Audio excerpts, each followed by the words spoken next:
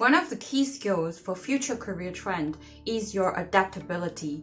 How do you fastly adapt to a new job, a new sector, a new department that you just moved into? How do you manage your career transition successfully within just under 90 days, 3 months? That's what we're talking about today.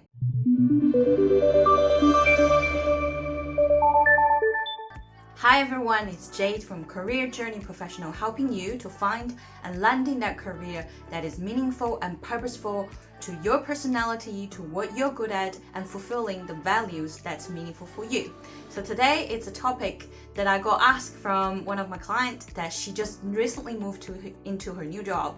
So this could apply to you if whether you just got into a new job, it could be a new industry, it could be a new company, it could be a new sector, or you just got internally moved to a new team. How do you make an impact within just 90 days? How do you make a difference to fastly adjust yourself, fit into the new environment, fit into the new job descriptions, and at the same time, making sure you're building a personal brand?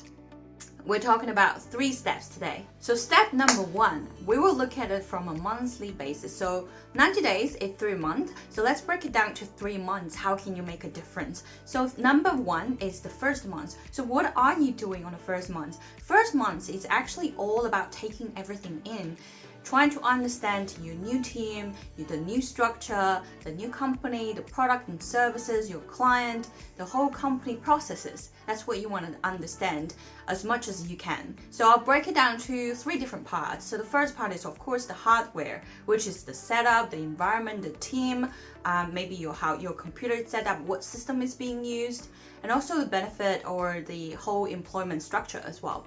And the second part, what we say, it's your soft skills, right? So the or I would say software, the softer side of your job. And what does that include? This could be new knowledge, this could be new information, this could be new technology, it could be the new industry trend, it could be a different area, maybe if you are relocated, it could be new kind of clientele, new products, new services, and you want to catch up to the most updated information. So you could be reading a lot of maybe company documents, maybe industry trends, and making sure you stay up to date of the current affairs and other insights of your industry relevant to your role. And that's the second part. The third part is people. And when I talk about people, I'm talking about different groups of people. Let's start with the external ones. So of course you need to understand the power parity or the hierarchy or the management system of your company. So different teams, different groups, and also different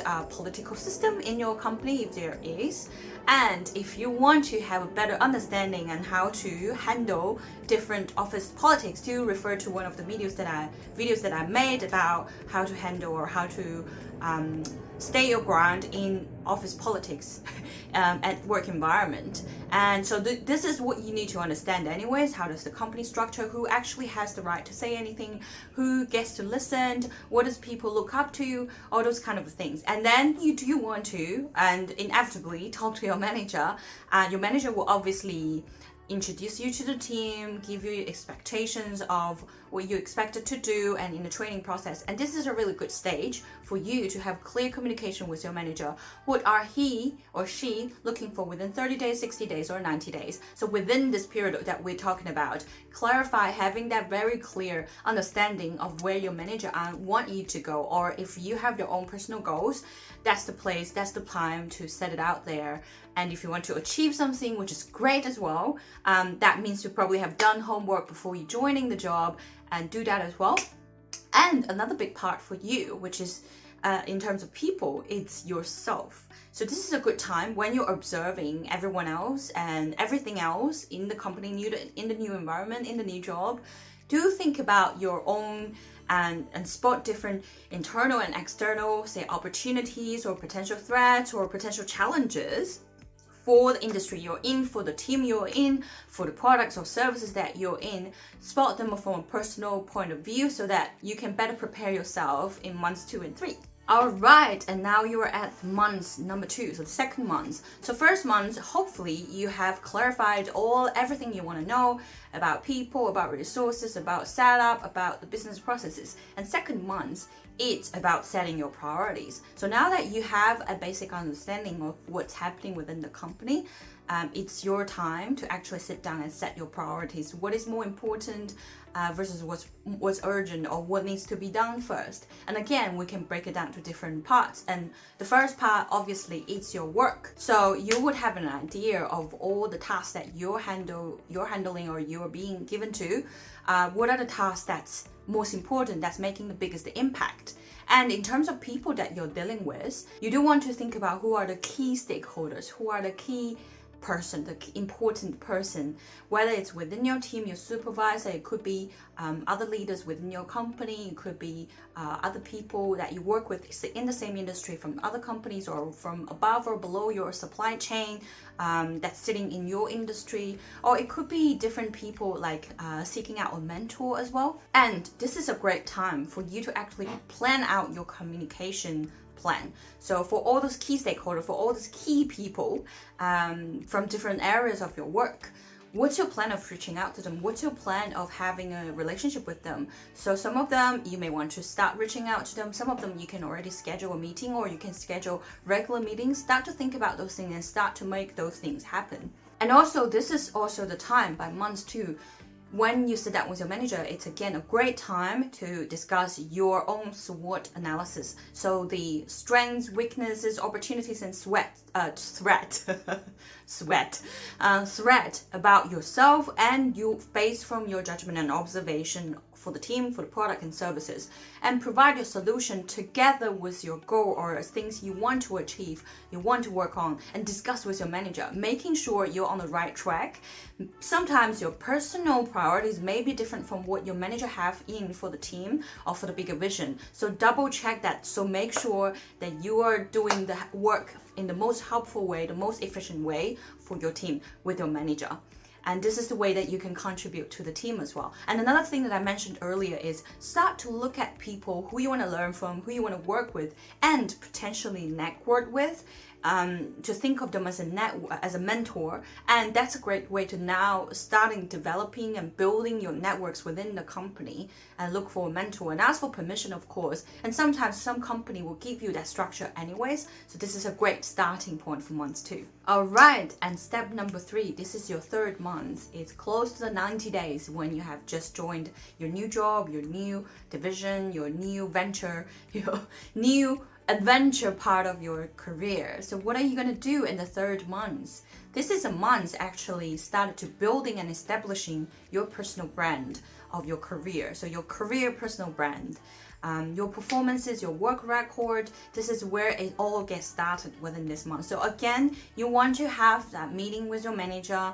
And of course, a lot of times when you're a new join, your manager would have to sit down with you regularly to look at your performance and checking in where you are at. Are you on track anyways? And again, this is the time that to revisit some of the achievement maybe you have already done for months 1 and 2, even just fast learning, even just getting hands-on into things very quick with a short period of studying, and you can do it really good now. These are still your achievements. If they are, make it very clear. Make sure that you and your manager are mutually having that understanding of this is you doing good. And also at the same time, use this opportunity to promote yourself in terms of what you know is your strengths, in terms of what you know the team is facing challenging or the team is needing, or the next stage of the project or team is really needing. Promote yourself to do the task or the project or whatever that you really want to do within the scope of your job, within the scope of your team. And again, when you talk to your manager, this is a time for you to bring up some of your personal growth goals as well. What skills you want to learn, what product or services you still need more support on, training on, study on. And also don't forget, this is the time for you yourself to revisit yourself as well. And don't forget to update your resume and LinkedIn, especially LinkedIn.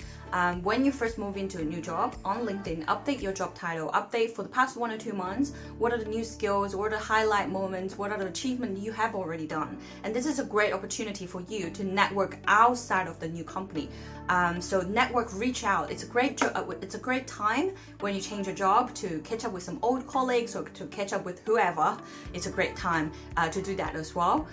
So that's all for months 1 to 3. Hopefully by the end of the 90 days, you already have a very clear track record that you can learn fastly, you know what's happening within the company, the product, services, and the human network, the power parity within the company, and you are already finding where you're at and using some strengths-based goals and strengths-based performances to build up and boost your personal brand. All right, great. Again, if you have problems about how do you actually settle into a new job, how do you deal with different difficulties, if you need one-on-one help, to reach out to us. Please join our Facebook community. I am doing more live there and more interactions as well.